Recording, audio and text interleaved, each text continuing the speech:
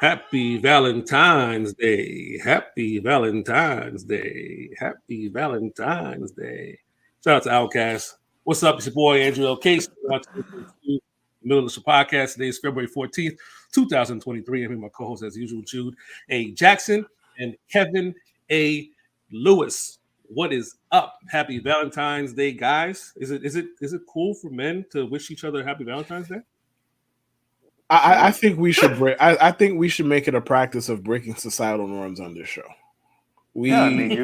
I've tolerated Drew for 6 years, so obviously there's a level of love and adoration there.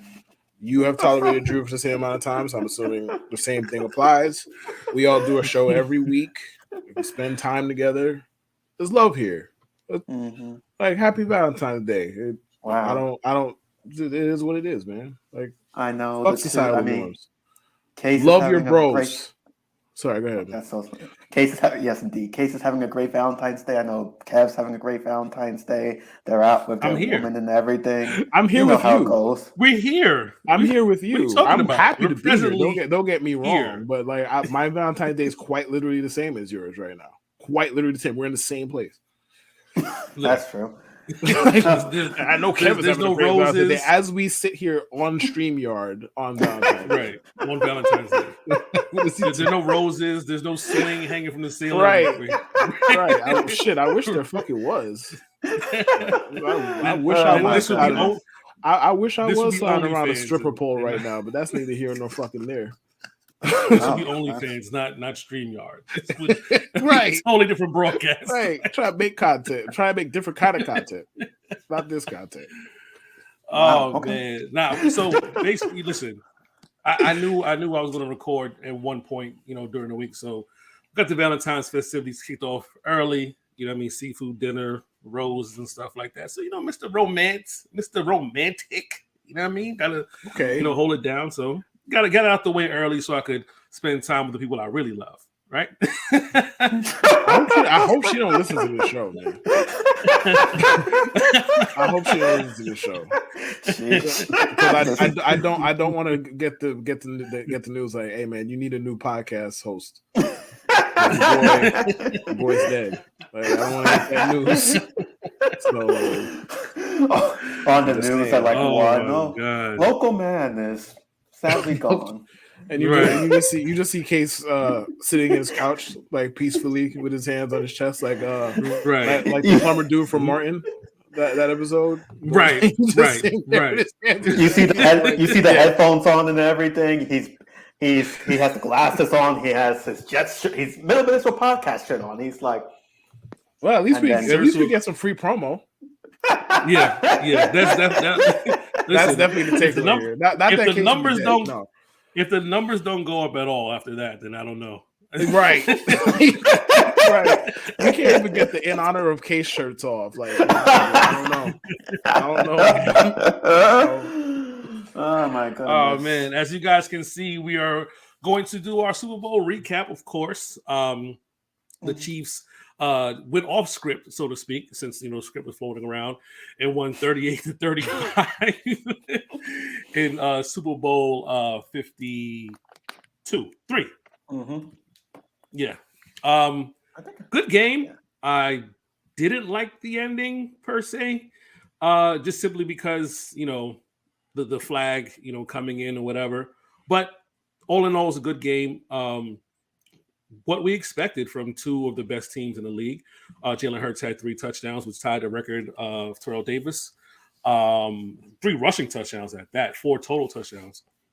Pat Mahomes didn't have the gaudy passing numbers, but it didn't matter. And I want Kev to speak on that because it wasn't a Pat Mahomes masterclass, but yet it was. So I want Kev to take the reins on that with the Pat Mahomes stuff because I feel like watching the game, he was doing everything, and it almost appeared like he should have more yardage, right, and more completions and stuff like that. Mm-hmm. But everything worked in this cohesive manner, and they were lights out in the red zone, and the Chiefs had a defensive touchdown.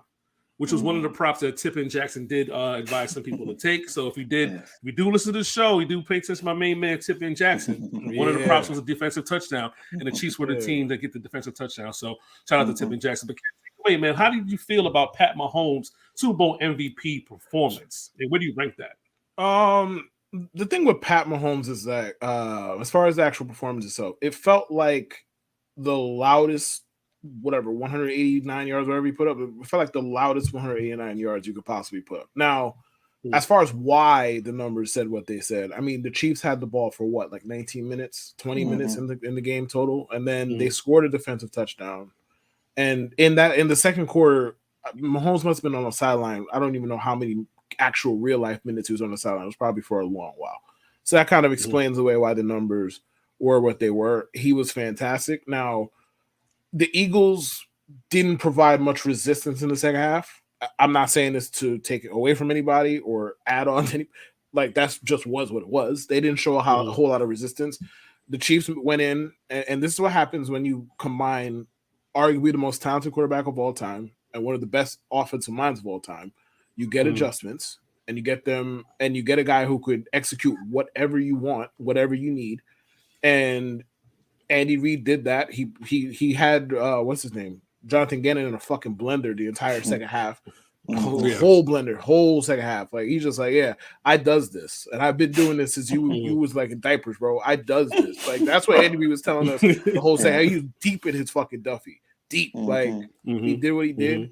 Mahomes was great. The play that I would remember above anything with Mahomes was the run. Because the thing with Mahomes is like he runs like he has to take a shit. Like that's how Mahomes runs. Like there's no like elegance. There's no elegance to his running. Like he doesn't look like no grace at all. He does the Lamar Jackson whatsoever. Right? Like he's no grace whatsoever. But nobody ever fucking catches him. And that's and like the one thing I can say about being a Jets fan, being like not happy that they're not in like playoff contention or whatever, but having to deal with that motherfucker must be really annoying. It's not even so much how good he is. Like that is obviously a part of it. But then when you think you have the motherfucker, he's going to take off for 17 yards. It got to be the most irritating shit on the planet. And he runs like that. Like he runs again. Like he has to take a fucking shit. Like, and then he's on a bad wheel.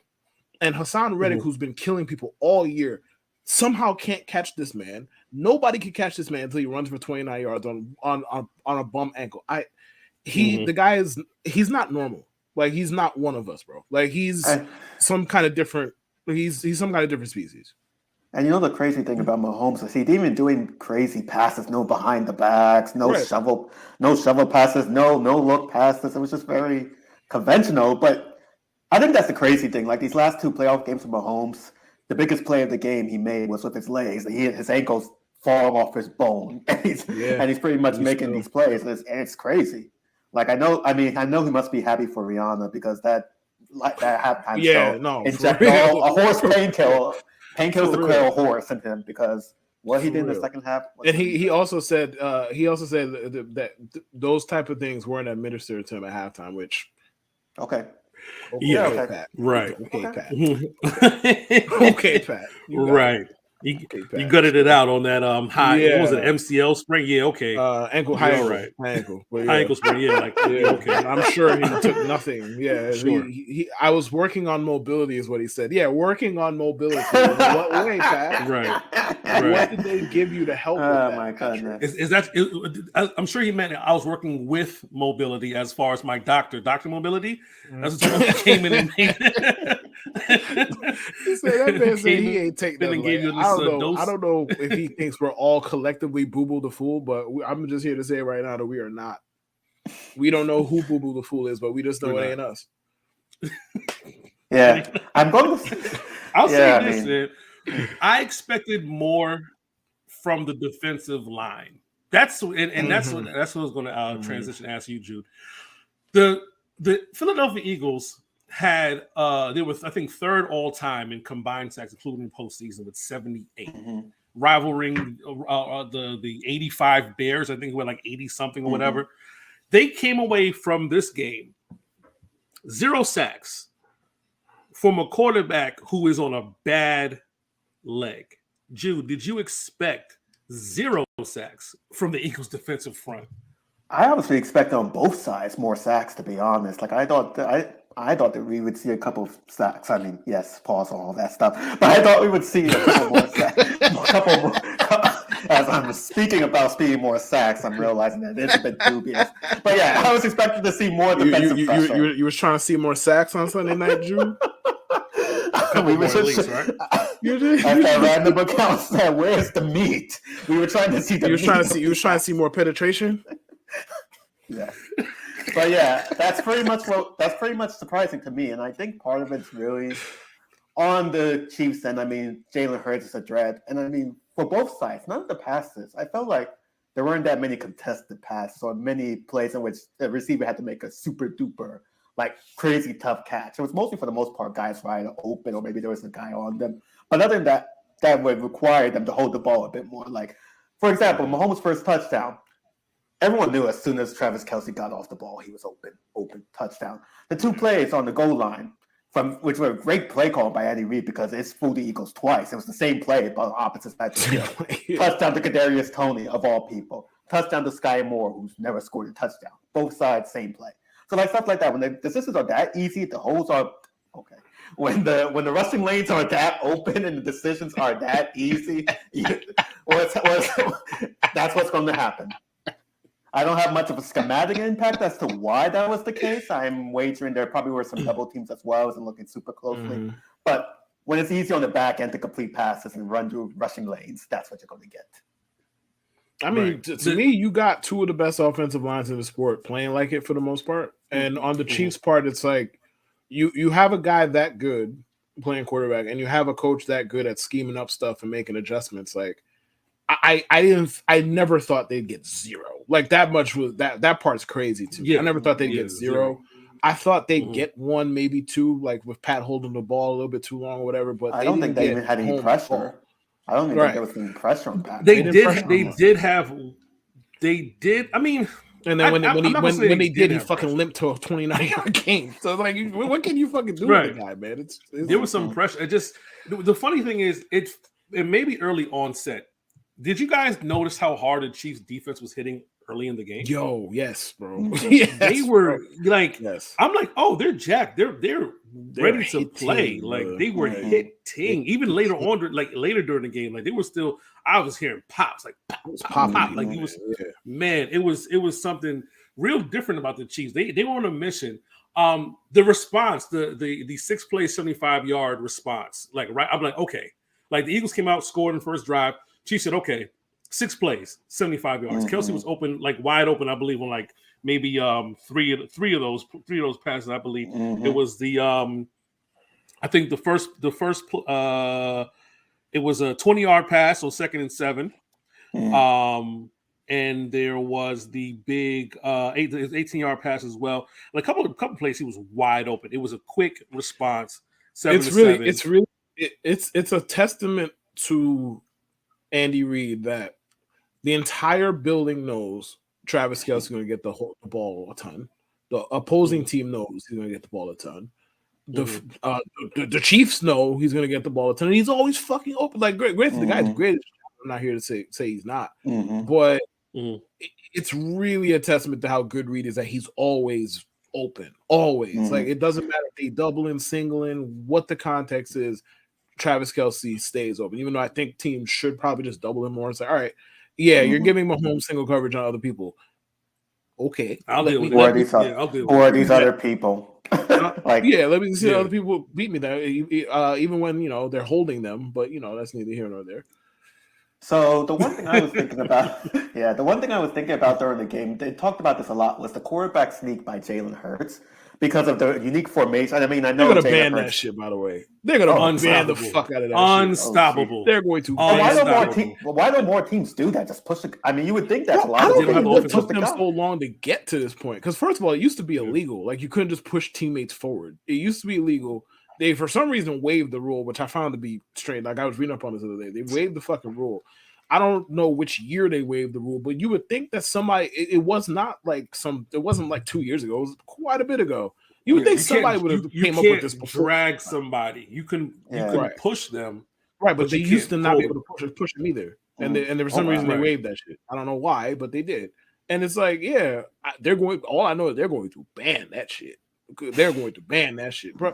Because there's nothing you can do with it. Nothing. No.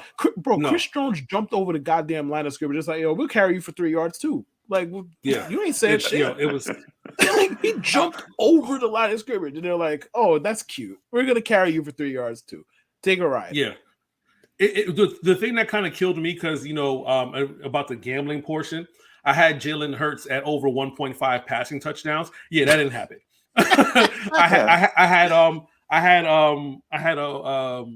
I think Miles Sanders for a rushing touchdown. Yeah, that didn't happen. Yeah, that man died. He got smacked early in the game. Yeah, that didn't happen. It was all Jalen Hurts offensively. That was the offense. It was Jalen Hurts. Yeah, that was it. 4 touchdowns. Definitely. It was three on the ground and 1 through the air. It was all Jalen Hurts. So Jalen Hurts anytime touchdown in general has been free money all year. Because he ran for 17 touchdowns regular seasons or 16? I can't remember, but 16, I think. Yeah, it was 16. Yeah, that I'm not gonna say free money. That's probably a little bit of a stretch, but it's been safe. Yeah, Jalen Hurts has went from the greatest garbage time quarterback of all time to a pretty damn good quarterback by himself. Like I remember his first year, he was like fantasy wise, he was just like the garbage time god. Like you would see him, he had 5 points, and then by the fourth quarter, you look again, he has like 30. It's like, where the fuck did this come from, bro? And now, like in the Super Bowl, he's rushing for bro. Jalen Hurts was gonna get you 25 points. It didn't matter how it came. It could have been in the first half, second. It didn't matter. Like if you had 6 going into the fourth, bro, you could put your head on the pillow, go sleep, knowing good and well you're gonna wake up and he gonna have 25 points. That's how it was. And this year, you put it all together from fantasy and a real life perspective, and became this. Definitely. Let's talk about something. On topic, but not on topic of football. Let's talk about this halftime show with Rihanna. Polarizing for some. Some people liked it. Some people, I guess, loathed it. But she did come with a special guest because she said she was bringing a special guest out. Yeah. I was waiting for Jay-Z to come out any minute. But I'm sitting here watching the game, my lady, and I said, is that baby fat or is Rihanna pregnant? And I'm like, when did she have the baby?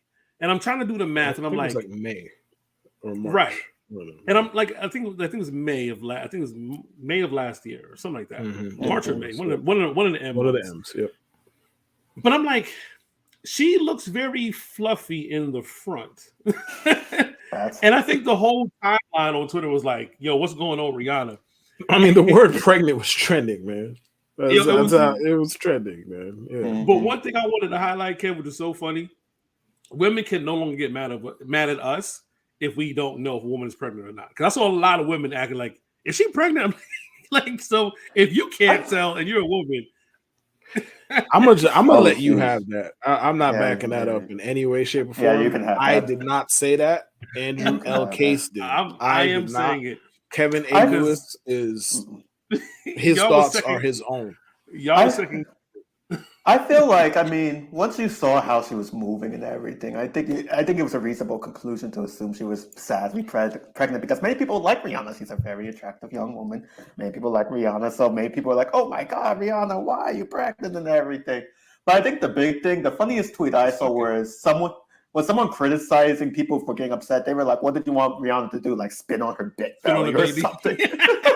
I was like, I don't understand what they, given the context that we now have. Like, I don't understand what they want to do. Now, I will say the performance is basically like a 6 out of 10 kind of performance. First of all, I'm not into Rihanna's music like that. Like, I like some of it. Some of it's cool. Not really into it like that. And since Case that said what he said, and now I'm gonna say something a little risque, so to speak.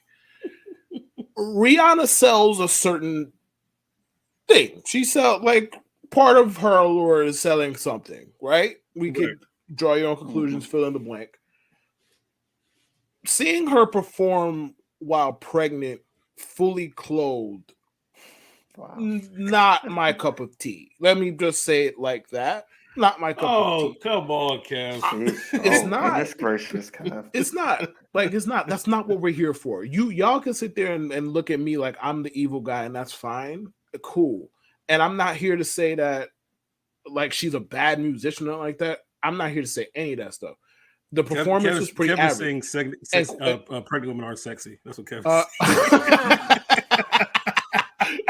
Yo, this is how you get me up out of here. I don't understand what I did to deserve this. At least when I was letting you take your bullets, I was in the background like, I ain't do it. My name Bennett, I ain't in it. Now you misquoting me and trying to put the bullet. You're bullseye on my chest for what? You're laying so much manure down right now. It's like, let's get to the Rihanna's high is going to get you both. Both of you are going to get got by Rihanna's high. The Navy.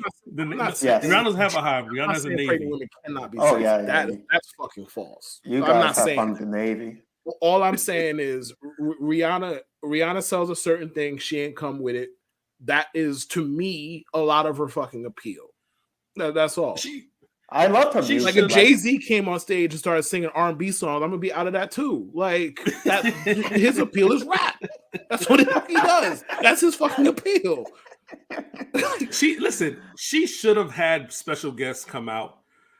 I was like, when I heard what she was doing, I was like, wait, is she doing Run This Town? I'm like, well, Jay-Z should come out. Right. No, Umbrella. Nope. I said, I know for damn sure Kanye's not coming out. So, I'm just like, yo, what is she doing? And like, I mean, now that we figured out she was pregnant, it's like Beyonce did it better. Like Beyonce was. They're gonna get you now. Listen. Let's keep it a buck. When Beyonce was pregnant, she did the reveal. Beyonce came out singing, full strut dancing, undoes her jacket, turns to the side, and shows the reveal.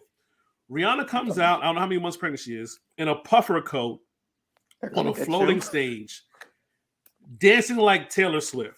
It was like, you know what I mean? It was that's what they might cancel you for that. They honestly write this like they might order a hit on you for that alone, right? They're like, I'm so serious. Like they're gonna order a hit on you, and we're not gonna see you ever again, and we're gonna know why because we compare her to Taylor Swift. That's fucking flagrant. But I mean, the thing is, look, man. Hold on, I liked her hits though. I loved all the songs that she played. I was like, yes, this is. The songs are dope. And these were great songs. Like, all right. Rihanna did a Beyonce style kind of performance. Like, well, not necessarily from a vocal perspective. No, like she did a Beyonce style performance. Her vocals ain't good enough for that, though. Oh, right. They're not. Right. I'm lying. They're not. Nobody's here for her vocals. The song slapped. Some of them slap. Yeah. I'm not here to say otherwise. But if she's not going to be active in the way that she usually is, and she's not going to show what she usually be showing, she loses a lot of the appeal. It was a pretty average performance. Not bad, but it definitely wasn't worth the hype. And people are still lying about that shit 2 days later. We don't need to lie. It was cool. It was fine. Like, it served its purpose. It was cool. I ain't knocking it per se. It ain't for me, but it's an average fucking performance. We have to lie. This is Rihanna's show, and they just happen to be playing a football game. But first of all, that joke needs to die. That joke format needs to fucking die. We've been doing this now for like 8 years. Enough. Enough with that fucking white liberal level of joke. Enough. We need to stop that. That needs to fucking die a gruesome death. Okay. Thank you. Rihanna hype. I just want you to know that I strongly love the performance. That was the halftime show. I am not like Case. I am not like Kev. I fully love that performance, top to bottom. Leave it to Jude to lie. Leave it to Jude to lie. I liked it. Leave it to Jude to lie. I liked it. I literally liked all the. I did. I liked all the songs. I liked all the songs. I liked all the songs. Listen, we all like the songs. Did you like the performance? Stop the cap. The performance. I mean, considering that she was pregnant, it is what it is. Now, if she wasn't pregnant, she was doing that. We have a different discussion. What? No. But listen, again, no. Let me get him. No. Considering she's pregnant, it is what it is. What does that entail? Tell me. I want to know what that means. For most performances in general, I mean, for a Super Bowl performance, you like to see, from anyone, male, female, you like to see some movement, some activity, all of that fun stuff, getting hyped, getting crunk, as they say. And Rihanna wasn't really doing all that much. Rihanna wasn't doing all that much with that. And I understand why. She was pregnant. It is what it is. It's okay. You don't have to be like Beyonce. You can do that. And I'm fine. No. Jude, she doesn't have to be like Beyonce, but what I was saying was I'm grading on the curve. How Beyonce did her reveal people didn't know she was pregnant, and she was full on tap dancing and all that stuff. She was going in, like she was moving everything. If you were going to reveal during the Super Bowl and halftime you were pregnant, I think you should have had a performance. Like, do you understand she was on an elevated platform? Mm-hmm. Like, do you understand the set design? The set design was fire. The dancers doing anything was fire. I think she could have served better with the reveal. Like if she just did, let me do ballads, let me do love ballads, and just show this baby bump as I ascend to the heavens and stuff like that. I think people would have been more enthralled with that. Let's call a spade a spade. Rihanna performed like she ain't want to be there. We can call it what the fuck it is.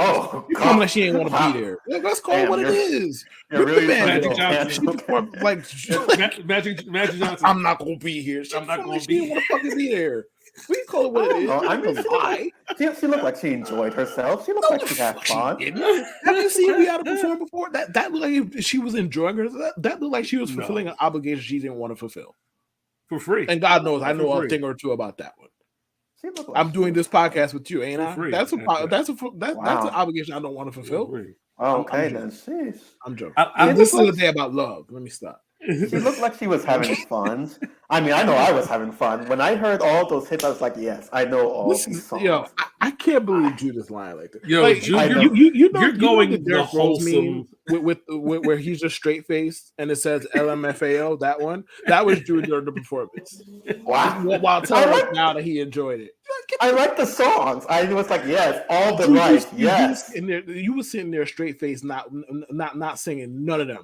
Stop lying to me. Stop. No, I mean I wasn't singing to them out loud, but I was like, yes, this is what I'm talking about. All the lights, all these songs. I'm like, because I have these songs in my iPhone right now, and I'm like, yes, I know these songs. Yes, I'm listening to them. Now the performance wasn't the greatest performance ever. No, it wasn't something I'm like, wow, this is the greatest Super Bowl performance of all time. No, it's not that. It wasn't great. It was okay. But the songs were good. I know these songs. He just said the performance was okay, but he said the performance was great like a minute ago. You caught that, right? Okay. Judas treating like when a movie says the name of the title in the movie. Too fast, too furious. Oh, I get it. Yeah, because that's the title of the movie. I know this song. I know this song. Yeah, look. That's how I like the last year's Super Bowl halftime show, the 90s one. I was like, oh shit, this is what I'm talking about. See, look at that. Case is so excited. Actually, no, Rihanna's Hive got him. So yeah. Rest in peace, Case. We're sorry Rihanna's Hive got you. It's okay. They sent the shooters. They actually probably did like send the shooters. Case out of here. Rihanna's Hive got you out there, Case. The last thing I heard was the 90s one. I'm like, wait. You know, Dr. Dre, he said the 90s. What? Yeah, Dr. Dre. 50 Cent was the 90s, bro. What are you talking about? 50 Cent? The 90s, 2000s, that time, before Gen Z. I'm saying 90s, like before Gen Z. Flat tops and stuff like that. No, bro. Like, I mean, Dr. Dre technically was the eldest thing. He's like 80s, 90s. His career has encompassed everything. But you know what I want to see? And I said this, let's forget the artists, because they're doing it for free anyway, right? And it's for exposure. Let's get some. Yeah, it's free. You don't. No one. The NFL doesn't pay. What the NFL does, they take pay care exposure, of brother. That's what they pay. It's exposure. I mean, 28 million people are watching. Like, I mean, I get it. You know what I mean? Right. It's free promo, and you get set design. They pay for the expenses like for everything else. They don't pay the artists. But so seeing that they don't pay, right? How about Battle of the Bands? How about, like bringing some collegiate, like maybe some down south, no music, no words, just drums and brass and dance. I think that's a halftime show. Like, we're talking about halftime show. I don't want to see an artist like, remember when after Justin Timberlake and Janet Jackson wardrobe malfunction and they went really like milk toast, corny, like who do you have? Like Yeah, they went so far in the other direction. I don't remember. Yeah, I don't remember off top. They went so Chesney far in the other direction. Like oh yeah, it was just. And I love how Kenny my, Chesney catches straight. Yeah, that's catches straight. But it was so dry, and I'm like, you know what helps avoid all of this? You just get dance. You get dance, and they play music, and they dance, and there's fire, and like this. Or simpler than that. Two things. We could get somebody who actually wants to make music, and we could get somebody who actually wants to perform said music. Right. They went over 2 with this. They went over 2. Like Rihanna don't want to make no more music, which I don't fucking blame her. Like she got her fashion thing going on. She's a billionaire, bro. She stepped out the house and she make money. I wouldn't want to do no fucking music either. Understood. Right. And quite frankly, A$AP Rocky should never make another song in his life. Never again. I'd be too busy knocking up Rihanna to give a fuck about nothing else. It would just he's 2 for 2. My days would be wake up, knock up Rihanna. Wake up, knock up Rihanna. Some other shit in the other 23 hours. Make a sandwich. And then wake up and then rinse, repeat, knock up Rihanna. Like, why do I won? I'm rich, and Rihanna's my baby mama. Think about that shit. Right. What the fuck else do I have to do? She broke up with a billionaire. She broke up with a Harlem dude. New York wins. She broke up. Yeah, she broke up with I got his name. He's from Saudi Arabia or something like that. Whatever. How is Drake taking? Now you know Drake has to be the saddest person watching that halftime show. Drake. Fuck Drake. Even though he would have put out a better halftime performance, but whatever. I know Chris Brown was on his IG like "Go Girl." I know he did that. He posted "Go Girl" on his IG. I know one person was watching. Chris Brown. He was literally posting an Instagram story. He was. You didn't see that. I'm gonna just leave that one alone because I've already said enough on this show. I'm gonna leave that one. I'm gonna leave that one. Bro. I'm gonna let that fastball go right past me for strike one. I'm good. Moving on to the NBA, and it's this lovely transition we're about to go on to. Kyrie Irving, who is now a Dallas Maverick, who's actually not doing bad in Dallas, and all the best to Kyrie Irving. You know, we make jokes about him and all that stuff, but all the best. I don't want to talk bad on him too much, but he had an interesting quote, and I like to put this up on the Sunday screen. Kyrie Irving refused to answer questions today regarding his long-term future with the Mavs. He said it would create unwanted distractions. Let me tell you something, Kyrie. You've been an unwanted distraction for several seasons, right? This is par for the course. Okay? It's nothing new. It's nothing new. You won a championship in Cleveland, then you wanted to run the team. And then you left. You went to Boston. And you were in Boston and you made a mess in there and you left. You went to Brooklyn. You got KD to come over. Harden came over. Harden saw the writing on the wall or whatever you want to say. He left. And then you wanted out and you left. And you're like 3 or 4 days into being a Dallas Maverick. And they're asking about the long-term effects. It's you being here, right? And notice that I've skipped over the non-basketball stuff that he did. I'm just sticking with the basketball stuff. Long list for that one. Long list, yeah. We don't need to go there. Long list of stuff, right? Y'all seen it. Right, y'all seen it. No need to recap. It's just, hey, it's a commitment. I haven't thought of it yet. We haven't discussed it yet. A distraction, bro. You've done that. You wrote that book. Right. You wrote several chapters of that book. It doesn't matter at this point in time, bro. It's either you're going to talk about it, or you're not going to talk about it. But to say you want to be an unwanted distraction, all right, man, let's relax. Okay, I know it's a new chapter in Dallas. You're wearing your peace, love hats and stuff like that. And yeah, like here's a post game when I'm so upset that hey, Mavs fans, I missed I didn't take the shot for you because he didn't pull up for the last second shot to tie the game against Minnesota. So I love the positive energy, but let's just be realistic right now, man. Like, it's a question that should be answered to some capacity, right? Whether or not you're going to be here for the long haul, or if you guys even discussed that yet. But hey, that's just me. But go ahead, Jim.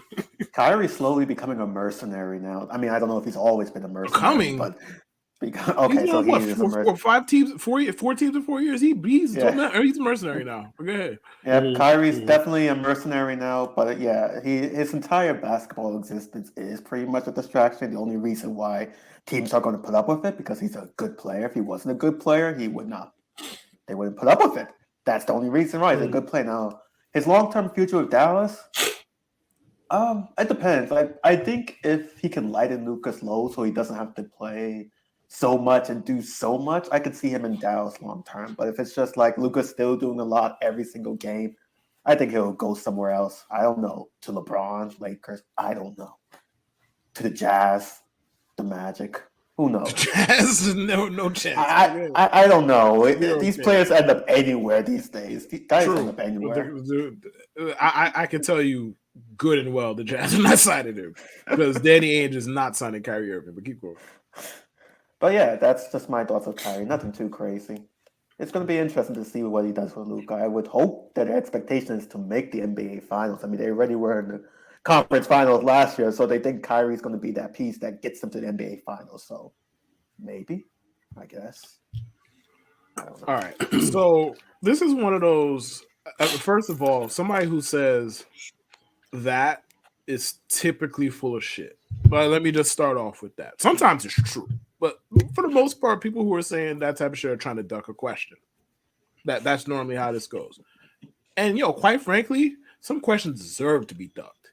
Oh, I'm gonna tell you, but the most egregious, I guess egregious if you want to call it, depending on whose side you're on. The most egregious example of me ducking the question. So I was I was seeing some girl in college.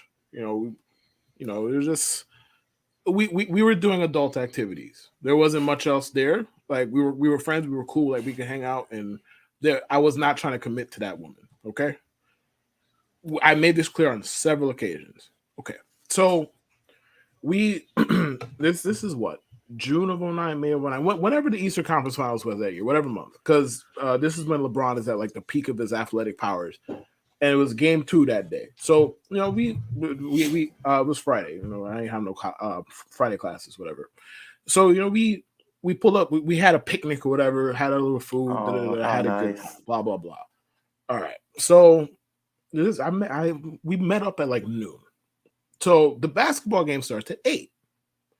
So, it's like 4 minutes till halftime. And full disclosure, LeBron's my favorite athlete pretty much of all time. So I'm really enjoying myself. He has like 26 first half points. He's dunking on people. He's doing whatever. He's doing LeBron shit. So I'm enjoying myself. 3 minutes before the halftime buzzer rings. So, Kevin, what are we? lady. I love this. We had all day for you to address this at any point. Shit, if she would have addressed this 3 minutes later, we could have had a nice, earnest conversation until LeBron and them came back on the court. The game is still going on. What are we? I look her dead in the face when I say humans. So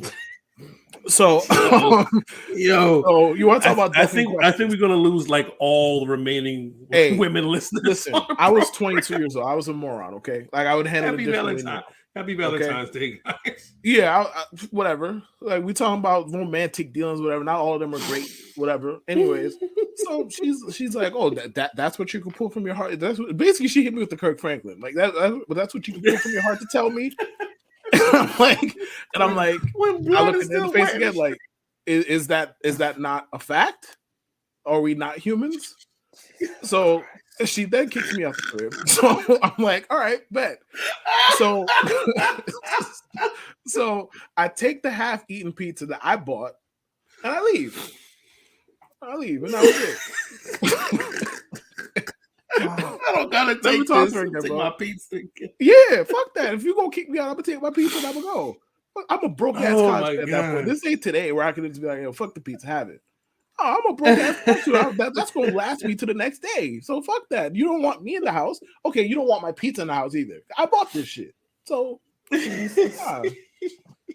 man dropped that and took his pizza too. What are we? Fucking halftime is 3 minutes, man. You want to fucking ask what are we? You want to ask what our status is? So now this is a classic example of sometimes occasionally correct message wrong messenger. Because I don't know why I want to hear about Kyrie Irving talking about unwanted distractions. But sometimes answering certain questions can be unwanted distraction. I understand Kyrie Irving, even though he shouldn't be the one to say that shit. I mean, you should have been like, you should have just said we're enjoyers of LeBron James, and then just wait until halftime and then. I don't think that would have sufficed, Kev. Nah, I wanted to be as rude as possible. Oh, damn. So Kev was accomplished that. Kev was looking for an out. He's like yes. Bro. Like, I knew right then that I'm like, okay, so this night's not gonna last long because you're not gonna like my answer one way or the other. So I'm just like, okay, you want to ask that question at this fucking time, knowing what's going on? Okay, bet you're gonna get the worst answer I could give you. Humans. Listen, that's what you could tell me. Yes, is that not a fact? Leave. Okay, bet. All right, I will leave and I'll take my pizza with me. No problem. Damn. Wow. No problem. I'd rather answer a reporter than duck a woman's question. Because when a woman asks you a question, she already has the answer already. Don't just remember, this is a piece of information, factual information, guys. For our male listeners out there, when a woman asks you a question, she already knows the answer. So if a woman says, "Who is blank?" don't just pack up. Don't even bother. Because when she says "who is," and you've never said that specifically, she knows. Throwing the towel. Abort. She knows. She knows. She knows where that woman works. She knows what hospital she was born in. She knows her social security. Just tell the truth. Like, tell the truth. It might damage your relationship. It might end it in some cases. Right. But just lying in her face is going to make her more mad. So it's going to make her more mad. Tread lightly. Yeah. And you don't want to end up like who got his car burnt down and waiting to exhale. You don't want to do that. Right. How about what were you doing last night? You were out late at night. That's avoidable. That's avoidable. Avoidable. Oh, goodness. I feel like that was a song lyric, no? Or no? What? Or you were just asking the question? That sounded like a song lyric. That sounded like what we doing last night, or where were you last night? That's avoidable. That's a question that you can avoid. I think something. Sure. I think if you already had a predetermined location and you crossed your T's and dotted your I's, I think you can avoid that question. Hey man, the only way you can is if she got spies. If she got spies, you some shit. Yeah, that's the only way you can't avoid it. If she got spies, you some shit. Right. And the thing about social media, that's the thing it's made the world so small in the sense where you don't want to be out anywhere. You don't want to be out anywhere. Like publicly, specifically, and say, "Oh yeah, I was at the game last night." Oh really? Right. Yeah. Everybody got eyes somewhere, bro. I watched the game. You weren't an audience. I was sitting with Jesus up top. That's why. I was sitting in 300. Jude could get away with it because all your seats in the 300 section. Yes. Normal people try to sit close. Jude is a 300, 400 section merchant. That's what he does. But yeah, hey man, listen, it's Valentine's Day, and questions avoiding women that you want to avoid. What are we doing? What are we doing? That's another. Ooh. That's a loaded question. Because when you say what are we, you're looking for a definitive answer. But what are we doing is a sense of direction. She's looking for the exit, and she doesn't know where to get off, and it's all determined on based on your answer where she's going to get off. So what are we doing is like, what are we doing?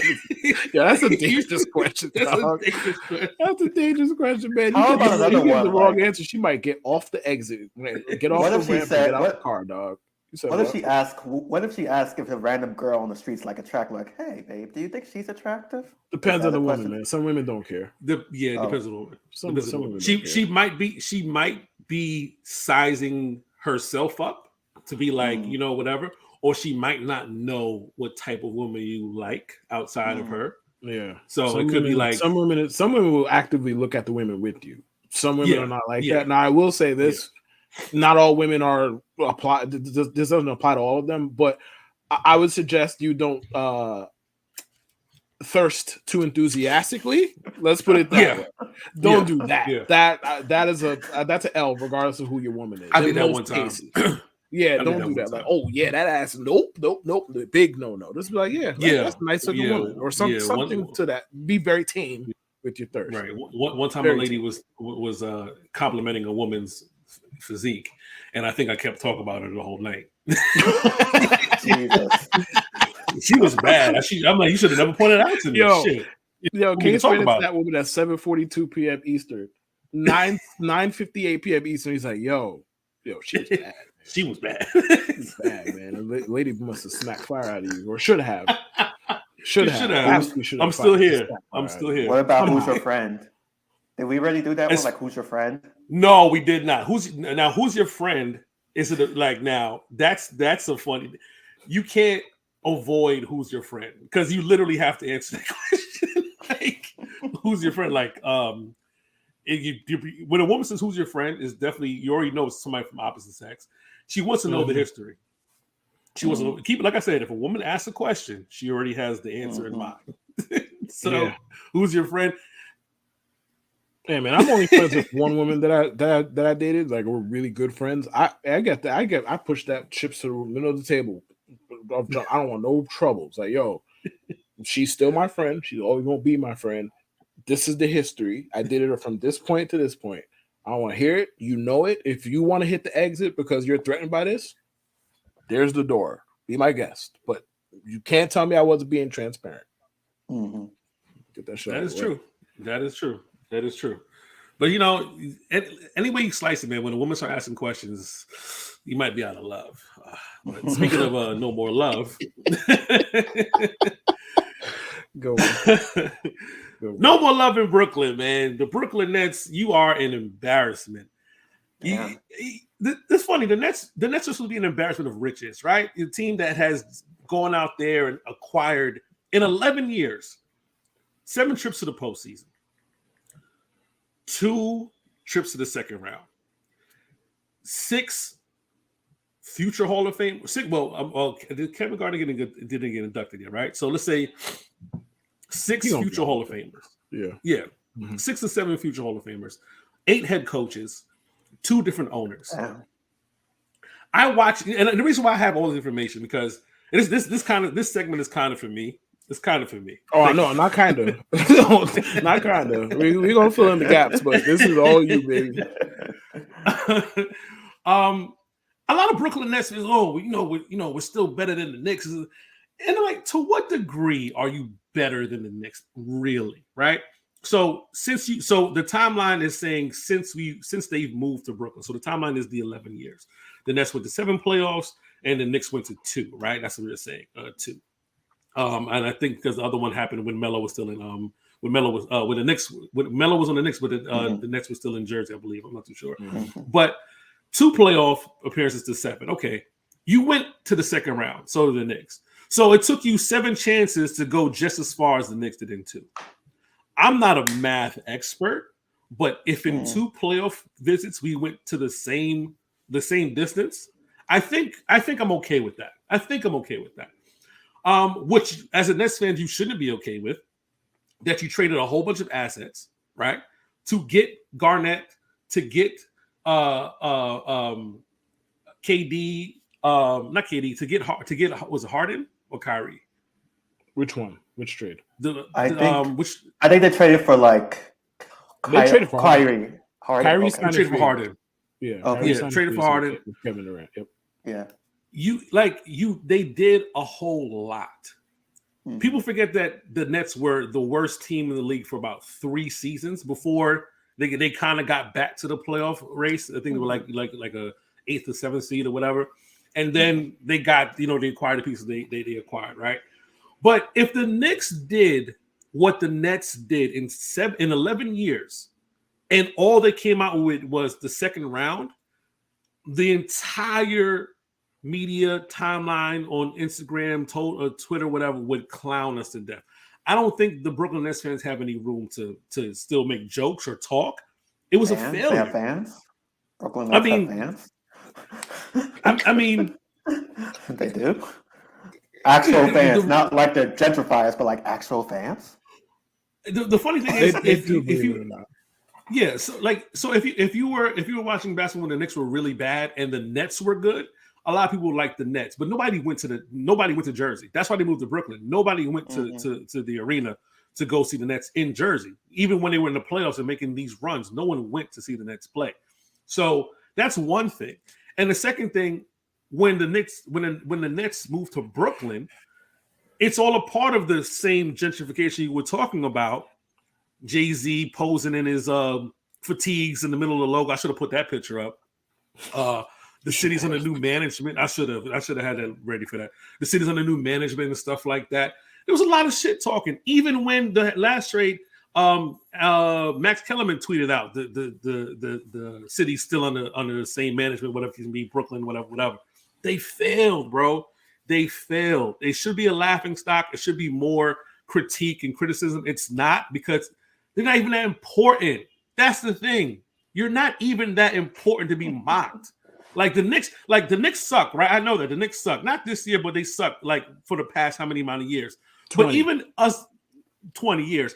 But even us getting mocked is fun. Even when we were bad, like LeBron and Kobe and everybody came to the Garden and we packed out the arena. You guys had the best players and struggled to fill up the Barclays, which is small and ugly and rusty. People get robbed outside of the Barclays. I'm sorry. You're downtown Brooklyn. Bad sightlines. Atlantic, you're by the train station. It's crazy how, and I'm from Brooklyn. Don't get me wrong. I'm from Brooklyn.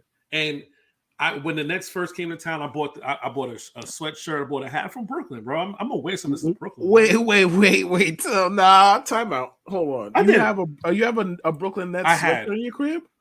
I did. So you bought a sweatshirt and what, a hat? I did. This is outrageous, bro. I'm from Brooklyn. That's sellout shit, bro. I'm from Brooklyn. Listen, bro, they have thousands of shirts with Brooklyn on it that don't feature the Nets. Thousands. I mean, Brooklyn Dodgers, but I'm from Brooklyn, and it's a team in Brooklyn, and it's one thing. You could be happy that your city that you're like 20 minutes away from, but you're a Knicks fan. Of course, and I still wear my Knicks stuff too. You brought Brooklyn Nets memorabilia. This is outrageous. I had no idea this happened. This is outrageous. I did. No, and you're the one sitting here talking big cash money shit about the Nets. Of course. But you had the memorabilia. You was on board. You was on the bandwagon. What happened? I wasn't on board. No. I enjoyed the idea that we had a stadium downtown Brooklyn.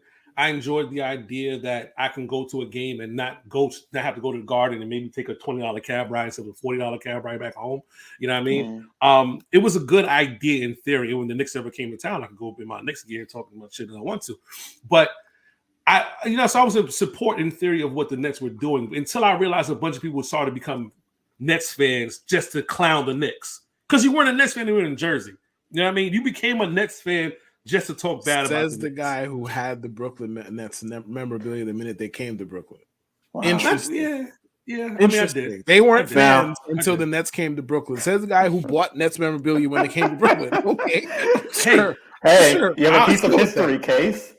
No, I don't have it anymore. I had it for the time being. I don't have it anymore. No, I mean, you fall out of love. Like the thing about it, I went to games. I went to a couple of games. I went to some of like the high school stuff they had there because, like I said, it's right there. So it was like people were giving away, like that first year, you were getting Brooklyn Nets tickets like easily because they were still a bad team, right? So like we went on the floor and everything, stuff like that, like to the court. He was even on the Barclays Center floor too. I posted the video. The video of me shooting. The video of me shooting the. Oh yeah, that's right. That did happen. Yeah, that was me. Yeah, but I wasn't wearing. Well, you was posted up in another woman's crib. Wow, that's crazy. Wow. Now hold on, everyone. I have a pro tip for you guys. We're going to do the pro tip segment a little early. I have a super pro tip right now. For everyone, it's Valentine's Day, but say you I don't know what happened. Maybe you got in a big fight, but you had some great makeup sex or something. You're like, you know what? Let's do something again tomorrow. You can go to the Miami Heat at Brooklyn Nets game and flex for courtside tickets for $164 in section 24, row 21. You can get some courtside tickets for $164. Now, if you want to do VIP, if you want to sit on the chairs, You can pay $375. So you want to spend a bit more money? Pay $375. Get the VIP. Yo, you like that the was a curveball that I was not at all prepared for, man. Go off though. Keep going. $111 for baseline seats. You can do that. Miami Heat's coming into town. Yo, this is the best Nets ad I've ever heard. Keep going. Bro. But the funny thing about that, Jude, that would never happen in the Garden because the Knicks were bad. No. When the Knicks were bad, right? And this was Eddie Curry was playing. To stand outside the Garden, let alone paying it. Right. Never would happen, bro. Bro, they'd be like, what do you think $111 go get you here? What, some popcorn? Bro. Yeah, sure, that. $111 you can get the fuck out. Right. Bro, yeah, what can $10 get me out? That's what it can. The Knicks had Eddie Curry and they had a whole bunch of bums. And I just remember it was tickets were still ridiculously priced when they were winning 17 games. Brooklyn, I get it. The Nets, I get it. Y'all think y'all run it. Y'all don't, man. The biggest draw is still the Garden, still the Knicks. And you guys have time. You guys have time to be mocked and time to get laughed at and time to to let people down.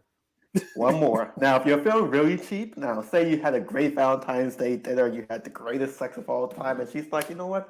Let's do something tomorrow, the next day. You can go to the Nets game, sit with Jesus and God for $30. You can probably, if you go out to dinner, it'll probably cost more than 2 Nets tickets. So go out to the Nets game for $30 a piece. 217, row 8. I'm here if you need me, Brooklyn. You can call my number. I'm here if you need me. You know my handle. My God. Yeah, that was Jesus. Yo, that was good work. I can't lie. That was very, very good work. I know I don't give you credit for much, but man, that got sweat running from my eyes right now. Man, that was good. Good stuff. Good stuff. Good stuff.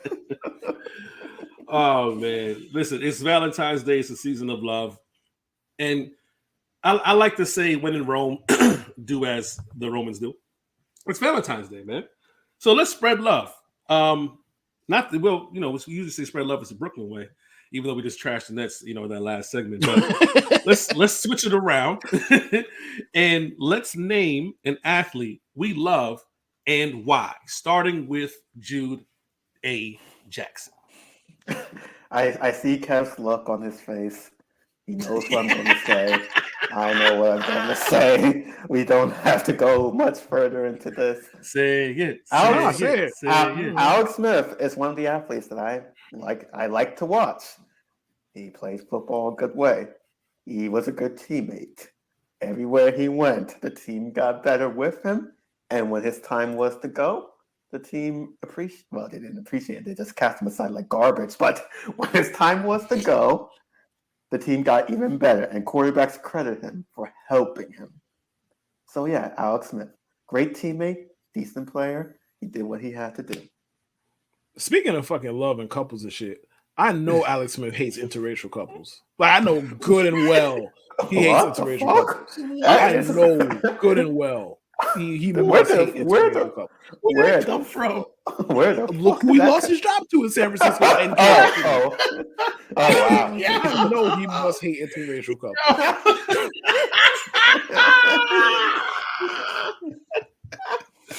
Yo, Kev. Yo, that's the first time I actually thought about saying he lost his job to Kaepernick. Alex Smith gets the shakes whenever he thinks of mulattoes, bro. Gets the shakes. Oh my God. The shakes. Wow. Oh my God. Well, I wasn't expecting that. Shit. I wasn't expecting you to say Alex Smith, to be honest with you. I thought you'd be a little unpredictable, but I guess you expended all your unpredictability with the last segment. And for that, I took my cap to you. So. Kev, who's that? All right, now I'm going to try to guess the athlete that Kev loves. He already said it. He did say LeBron. So I don't think it's Bron. I think it's Jeter. No, that's not. Well, I do love Jeter. It's not the one I'm going to mention, though. No. Okay, that's all I got. Nah. Patrick Mahomes. I know that's the layup. That was a layup. Come on. Look, man, 2 Super Bowl MVPs in 5 seasons. Man's never played a real playoff game. 2 MVPs, 2 All Pros, 2 first team All Pros, whatever, 200 touchdown passes, whatever ridiculous number he has already. But I love the flair the guy plays the game with, and he plays the game with a controlled arrogance that I really appreciate. Like, he ain't arrogant enough to throw his team out of a game, but he's arrogant enough to be like, bitch, I'm Patrick Mahomes. And I appreciate that level of controlled arrogance. And I just generally like quarterbacks who can move around and play with a little bit of flair. I'm not pocket quarterbacks outside of like the Peyton Mannings of the world really have never really been my thing from an entertainment perspective. Like, I respect them, but I prefer the guys who can move around, who can run. That's always been my jam, and Mahomes could do that. Clearly, could consider he outran the entire fucking Philly defense on one leg somehow. Nobody knows how he did it, but he did it somehow. Right. So Mahomes, my guy. And to sprinkle in a little bit of negativity, just a smidgen of negativity. I hope Mike McCagnon is having an awful Valentine's Day. I hope his wife leaves him. My favorite thing about Mahomes is that you can never count them out of any game. You're down by 10, okay. You're down by 17, okay. You're down by 20. Betting the money line on the Chiefs when they're trailing in the second half is like the most profitable endeavor you can have in gambling. Like, just keep doing it. Like, it hasn't failed you much. Yeah. Right. Like, you can be down by, I think 24 was the greatest deficit versus the Texans, and he scored 51 straight points somehow. Yep. Yeah. That was insane. Nuts. I'll say this about Alex Smith and Mahomes. I remember, like, non-podcast conversations, me telling Kev how much Alex Smith is like the biggest grifter in the world, because he would lose games, but it wouldn't be his fault because he didn't turn over the ball. Like, it'll be like the amount of games he's won not throwing a touchdown pass and not throwing an interception. The amount of games that they won when he's thrown 0 touchdown passes and 1 interception. The amount of games that they won throwing 1 touchdown and no interceptions. Like, he was such I remember on the phone just laughing, like crying, laughing at the grift that Alex Smith was pulling every year.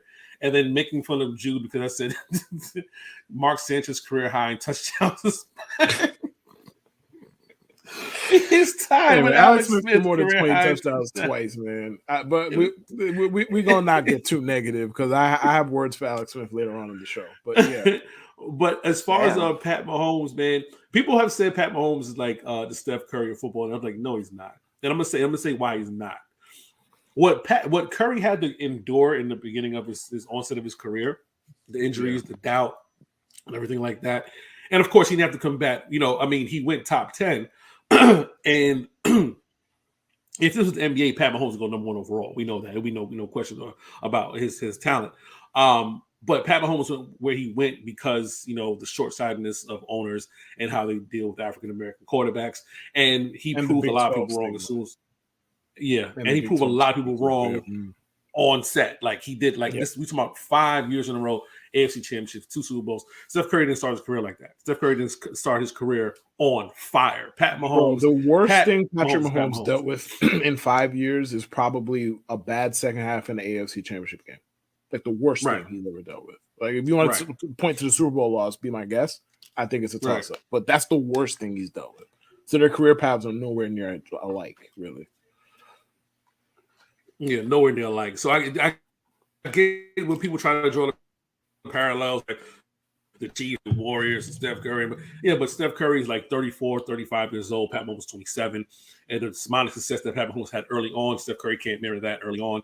And Steph Curry's career started to take off as he got healthier. You know what I mean? And everybody else got better. And they got a new coach. So Pat Mahomes had to deal with none of that. But all right, so my athlete that I love, if you say Jamal Adams, I'm cutting this shit off. If you say Jamal Adams, I'm cutting this shit off. Cutting it off. The athlete that I love, because first of all, I don't love Jamal Adams. That's the misconception.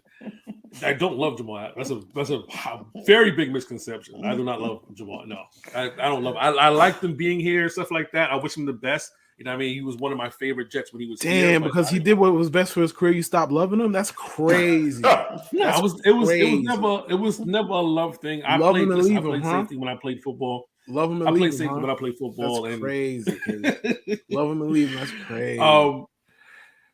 But the player I actually love a lot is Mike Tyson. Mike Tyson is that's the person I love as an athlete. Now, he's very polarizing, of course. I may not be proud to say this out loud that I love Mike Tyson, but I think he's actually one of the few rare people that has been through a whole super, arduous, tough life. And he's a product of his environment, but he didn't make that make him. You know what I mean? He made a shit ton of mistakes. Like him, love him for feeling different. But I've always, since I was a young child, always liked Mike Tyson, always loved Mike Tyson, admired Mike Tyson. I would hope to meet him one day. I went to Vegas in hopes to catch his one-man show. I didn't get a chance to catch it. If I was going to say an active player that I love, I don't love any active players, man. I'll say that much. I don't love any active players at all. I think the last active player I love was Jose Reyes. The last active Pete player. Alonso's right there.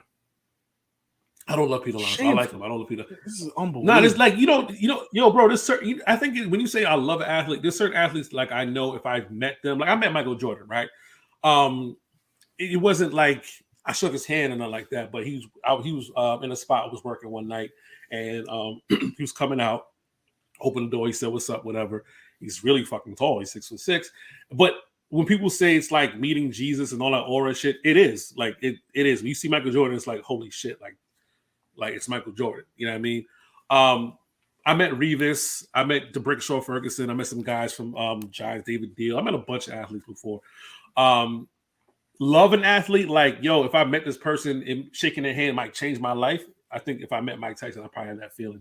You know, that's the only person like I'm really like, yo, I'm enthralled by his story, who he is.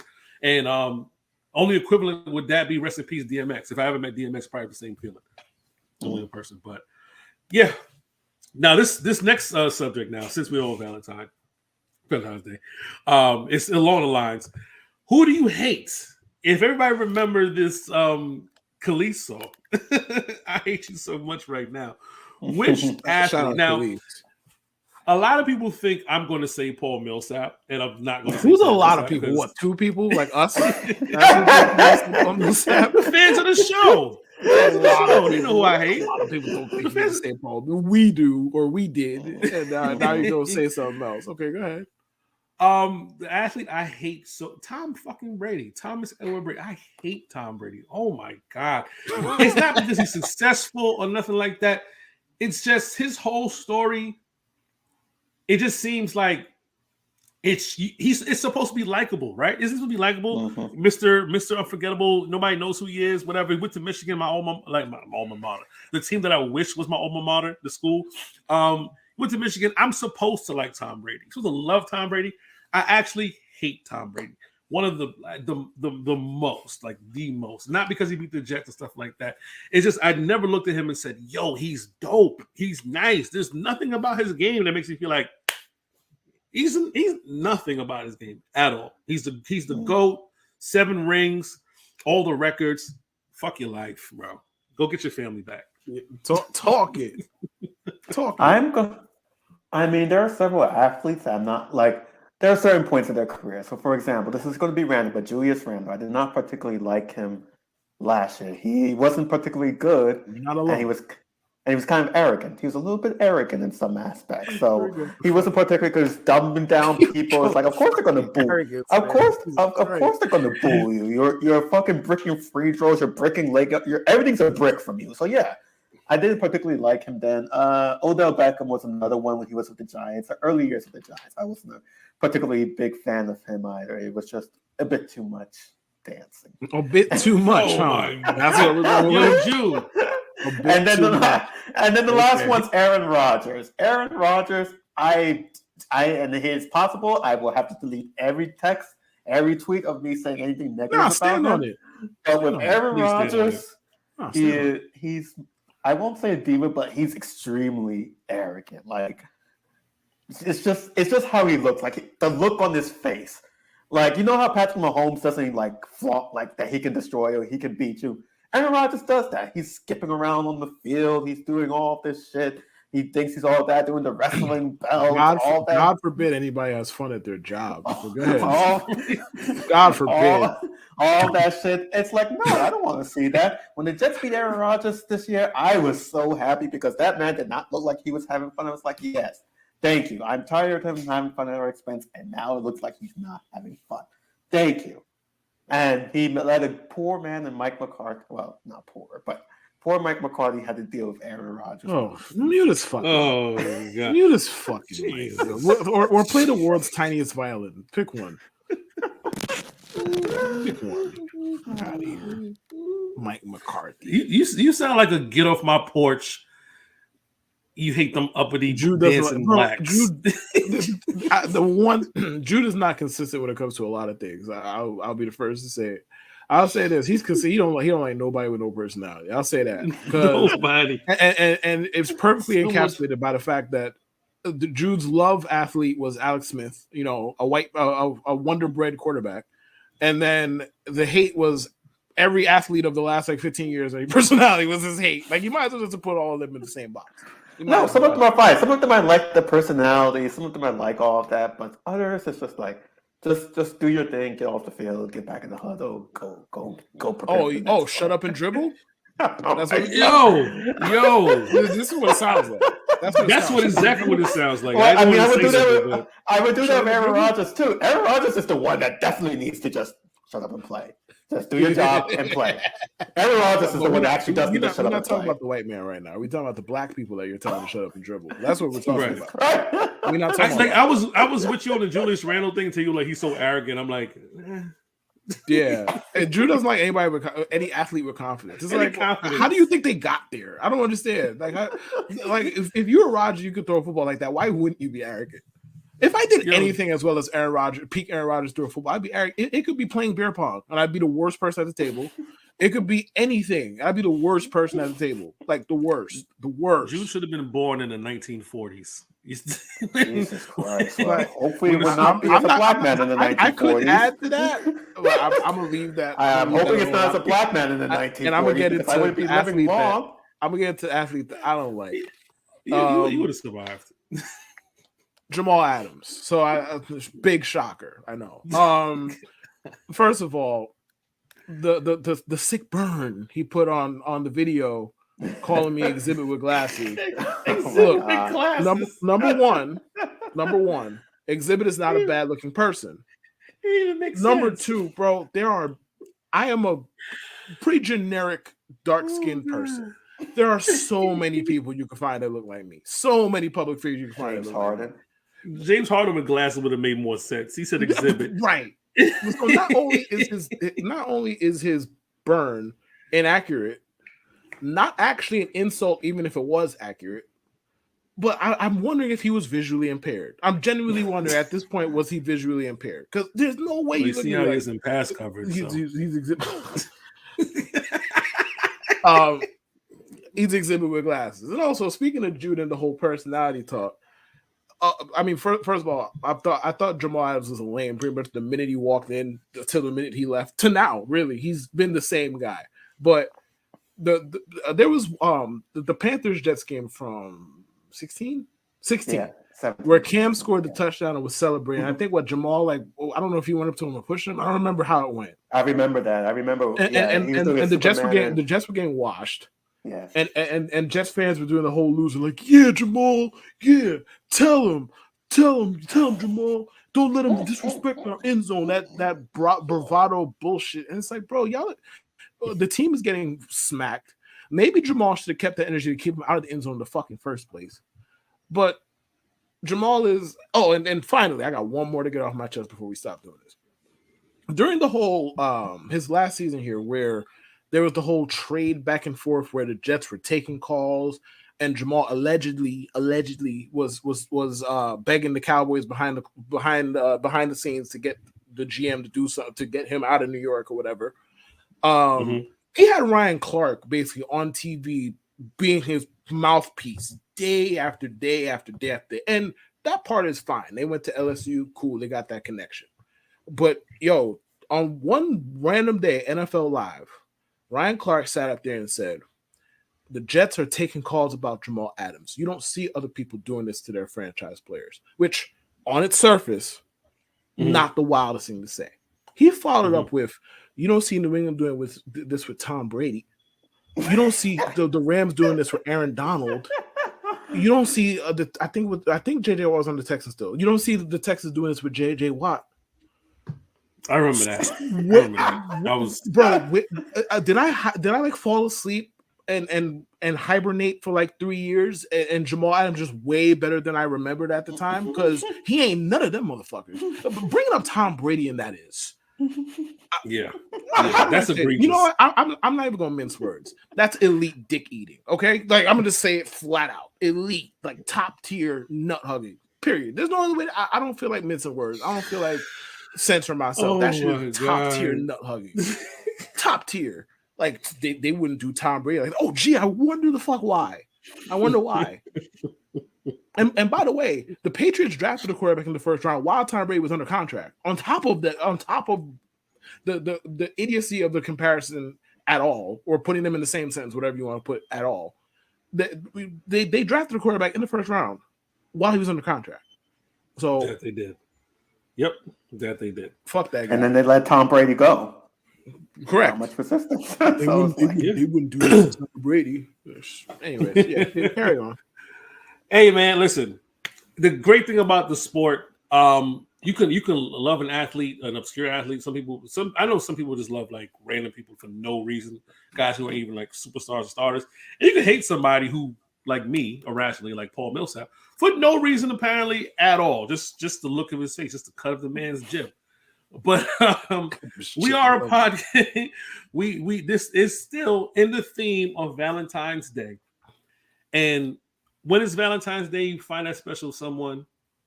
And I'm speaking to my fellas actually when I say this. You find a special someone, you get the night started. You want to be romantic, and you're begging like Keith Sweat. And most of the time, when you beg like Keith Sweat, the line that a lot of men think is going to work, that women know, they see it coming from a mile away, and sometimes it works, man.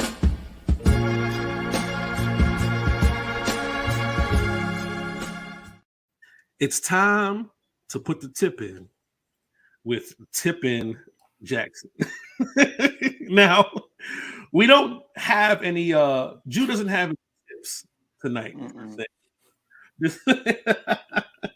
But we are encouraging you guys to get your tips wet this Valentine's, however you feel fit. Tips wet for life, baby. And since we're on here with Tippin, whose mantra is getting the tip wet, you know what I mean? Because that's all he wants. He just wants a taste of the playoffs. He wants a touch of it. He don't want the whole thing, ladies. He just wants a touch of the playoffs. He doesn't want a 10-leg parlay. He only wants 4. Only wants 4 legs, baby. It's only 4 legs, baby. That's all he wants. We're gonna. I am just. We're gonna stay on course. The main course with a little appetizer. I feel like that I'm being entrapped over here. I feel like this is being entrapment. I feel like whoever made this agenda is definitely. I see what Case is trying to set up right now, and I'm enjoying every second of it, man. He's trying to entrap me right now. No, he's not.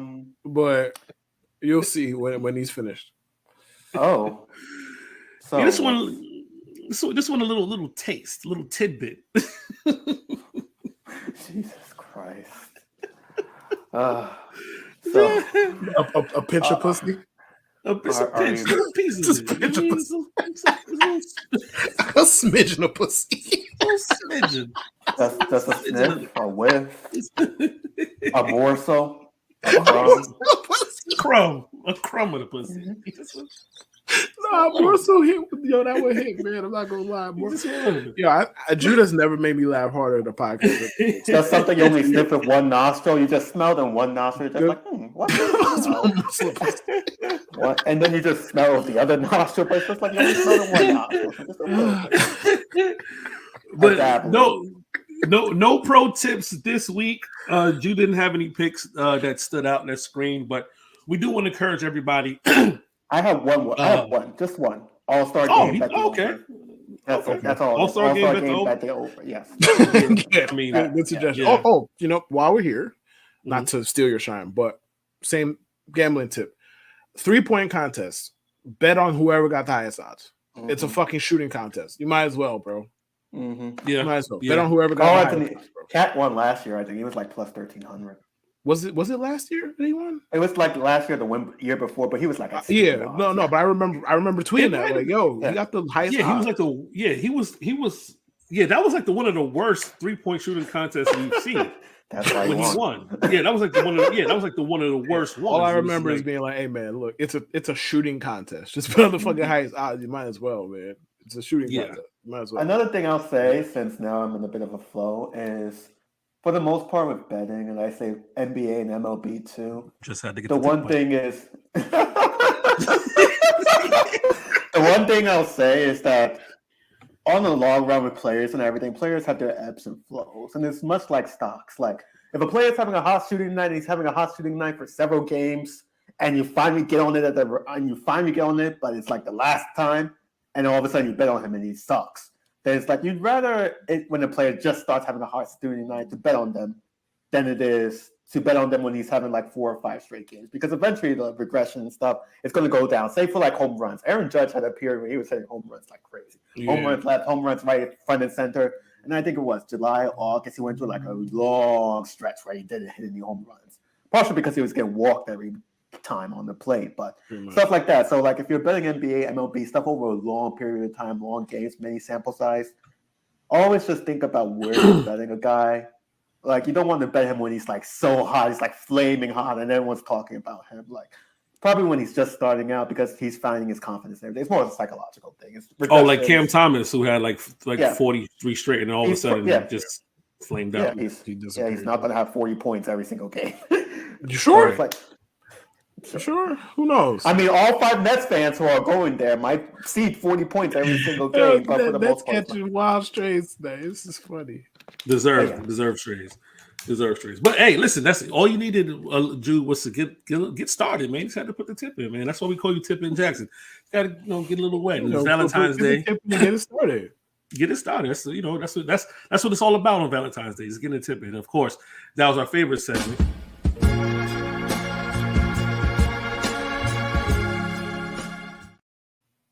Pro picks for main man Tip in Jackson. Now, before we close, usually that's the end of the show. We got one more little tidbit for you. Well, Kev has one more little tidbit for you. Oh. Derek Carr has been released from the Las Vegas Raiders. And some of us, not including Jude, wouldn't mind seeing Derek Carr as a quarterback for the New York Jets. I personally don't think so, but I think after watching Alan Ivermectin on Pat McAfee's show today, list and being in the darkness and whatever, I really don't want Rodgers in New York just because it just gives him more FaceTime. He doesn't need any more FaceTime he's getting right now. Bane. Right, it's becoming Bane for Batman. Only for non-football reasons, and I guess for a football reason, my only logical reasoning for wanting Derek Carr is that there's an option to have him on the team and keep your picks since he's a free agent and build up like the offensive line that needs to be fixed. Maybe get another wide receiver. You know what I mean? Like I think that's probably the smarter long-term route. Not Derek Carr in the sense, but just a quarterback so we could build a team rather than possibly trading whatever it takes to get a Carr or even a Lamar Jackson. But you guys can debate that amongst yourself. This is Kevin's time to shine. I'm going to put up a graphic to the quarterback that we will be getting, and much to the chagrin of Jude, this exists. All right, Alex Smith versus Derek Carr. Oh my God! Look at him, reading him, weep. Leave it up there for a few seconds. Let the people bask in the fucking graphic. For those in the audio section who can't see this, career-wise, Alex Smith's touchdown percentage is 4.1 versus Derek Carr's 4.4. No, I took Alex Smith's best 9 years, and I put him up. Best 9 years. Okay. Yeah. Mm-hmm. So this is Alex Smith's best 9 years versus Derek Carr's career in its entirety? Yes. So Alex Smith's 4.1 touchdown percentage versus 4.4 for Derek Carr. Completion percentage 64.7% to 64.6. Interception percentage 1.4 versus 2.0. Touchdown to interception ratio 22-7 per 17 games versus 26-12 It's per 17 games. Average air yards per attempt 7.4 for Alex Smith, 7.1 for Carr, and sack percentage 7.6 to 5.1. Wow. Kev, you could take it away from here. All right, cut it. Get it out. Get it off the screen. All right. So when I start talking about Derek Carr, people kind of imply, like I'm talking about people who I know personally, they kind of imply that I have some wildly high standard and I can't be pleased and all of this. And it's like, I just don't like him. Let's make this clear. I don't like him. I don't like how he gets down. I don't like his energy. I don't like the passive aggressive bullshit. I don't like how he plays football. I don't like none of that shit. It's a him thing. If the Jets signed, when people bring up Jimmy Garoppolo, I don't say nothing. People bring up Ryan fucking Tannehill, I don't say nothing. Shit, if the Jets, and I'm not gonna be like Jude and lie, because when Jude said he'd be cool with Jacoby Brissett, that was a fucking lie. You know it was a fucking lie. But I'm gonna leave you alone on that. This is my time. I don't want you to say nothing. If the Jets signed Jacoby Brissett and said, all right, we're gonna draft a quarterback at 13, and that's gonna be our plan. Shit, I'd be fine with that. Derek Carr has all the relevant ability you need. Derek Carr can make in one breath, 1 minute, make a throw that like 3 other people can make, and then in the next minute, check it down on 3rd and 9 with a wide open guy up the seam because he didn't want to take a chance, or then walk himself into a sack because he likes to do that shit too. He doesn't really maneuver around pockets well. Like the reason his sack percentage is so fucking low is because he loves to check it down before anybody could hit him because he don't like getting hit. Like to the point where he's afraid of it. Like nobody likes to get hit, but he acts like he's fucking afraid of that shit. But so let me make this clear. It's about him. This is nothing else. Like it's not having an average quarterback is bad. I'm not saying that. Would I prefer better? Yeah, of course. But the Jets backed themselves into a fucking corner by drafting White Achilles Smith. That's what happened. It's over. It happened. You have to move on. Getting the average quarterback is not the problem. It's that fucking average quarterback that I have a problem with. So there's not no standards or I'm underrating Derek Carr. No, the masses are overrating him, and I have no fucking idea why. Maybe it's because he's a nice guy. Like we've been grading Derek Carr on a curve for 7 years. Bro, his best season, his MVP caliber season, he was 15th in fucking QBR. And we're still talking about that shit 7 years ago. Hell, the Jets hired his fucking quarterback coach from that team. And you have people like, oh, look at the Jets trying to create stability. Because they hired the quarterback coach of a guy who had the 15th best QBR in the league 7 years ago. That's creating stability because we're trying to cater to Derek Carr, even though he also worked with Tannehill, not for the record. We're trying to cater to Derek Carr. Look, having the 13th best quarterback in the league is whatever. It's not going to move me in one way or the other. Having that guy knowing the ability that he actually does possess doesn't actually translate to the field, that's the problem. We showed you the stats. Case recited them. I don't need to repeat them. Derek Carr is basically the same fucking quarterback as Alex Smith with infinitely more talent. Why would anybody want to watch that? Why? At least Alex Smith had an excuse. Alex Smith had 2 excuses. One, he was limited. Physically, he was limited. I think he could have made more throws than he was giving himself credit for, but he was limited. His arm strength was, he had an average arm. He could run. He used his legs, whatever. Cool. And 2, like, he had such a bad first 5 years of his career. He probably played like somebody who had Stockholm syndrome. Like, if I throw another pick, I might lose my job. I might be out of the league.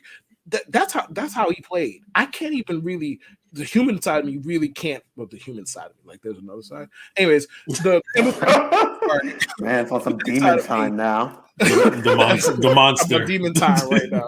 The empathetic side of me could be like, okay, I understand why you play like that. So yeah, excuses. Derek Carr, he's been given everything since he got in the fucking league, despite the fact that the on-field results don't say nothing and his teams don't win nothing. So he can't even say that. Now you know what? New York City might, put some little pep in his step. Look, I don't like the whole New York. Certain athletes can't do it in New York thing. A lot of times it sounds like excuses, and a lot of times New Yorkers they're very masturbatory with that shit. Like, he can't make it in front of us. Yeah, why are you proud of this? I don't. Why are you proud of this? But thinking that Derek Carr is going to make it here is wild to me. Like, first of all, he's not good enough. Second of all, he's wildly sensitive. Thirdly, he's passive aggressive. None of that's gonna fly. Especially the first part. You're not good enough. Aaron Rodgers doing all that whole weird shit. If he come here and throw a 40 touchdown, the media will love him. Granted, they're gonna love him anyway because he's a walking quote. But he throws 40 touchdowns, they're gonna leave him alone. Derek Carr running into sacks and checking it down 3rd and 8 every third drive, it's not going to move nobody. And they're going to be like, yo, what's going on? And then Derek Carr is going to do his sermons and talk about how this don't mean nothing to him and this, that, and the fucking third. And people like Jude are going to cheer because the Jets might finish 10-7 and get smacked in the first round of playoffs. And I'm not moved by that. Like, sorry, but it's fuck him, though. Generally speaking, fuck him. I don't fuck with him. Hey, New York might toughen. He might get toughened up by New York. You know, it might be gritty for him. He might be like tough. No, bro, that's not how this works. If he operates like that in Oakland, like where people don't like Oakland Raider fans, yeah, they be tripping. Yes, they ain't us. Mm-hmm. But the funny part is like the media part is overplayed. Like if he plays well enough to win a few games, they'll largely lay off of him. The fans are not though. Even though Jets fans are equally difficult but have low standard at the same time. It's a weird dynamic, but it's true. They are very hard on players, but they have low standard, especially at quarterback. They're more willing to dunk on whatever wide receiver, tight end deal. You're a quarterback and you show a post for 16 games and throw a couple touchdown passes, they're going to like you. See Fitzpatrick, Ryan, 2015, that people are still fucking talking about 8 years later, despite the fact that it ended with no playoffs. Right. Derek Carr, like, just the begging for Derek Carr is outrageous. Like, I'm not saying you gotta hate the guy like I do. I'm not saying you gotta hate his game. I'm not saying none of that. Have some fucking pride about you is all I'm asking. Being cool with Derek Carr and acting like, oh, I'm excited for Derek Carr. You haven't watched him enough. Simple and plain. And I'm gonna be here. If they acquire Derek Carr, first of all, I'm done giving a fuck. Like, I will be full on Chiefs fan. Let me make that clear. Number two, I'm gonna be here to when people start complaining about Carr and point out the same shit that I'm saying right now. I'm gonna be here like, yeah, I tried to tell you, and Raider fans themselves will fucking tell you because they had the misfortune of watching that loser for 9 years. They'll tell you the same shit I'm trying to tell you, and they have more experience with it. But listen to me now, believe me later on if it happens. That is all. Thank you. Hey man, if you guys liked and enjoyed the show, make sure you follow us on social media. Make sure you follow Kevin Lewis at KLEW24. Make sure you follow Jude Truth at Jude Truth.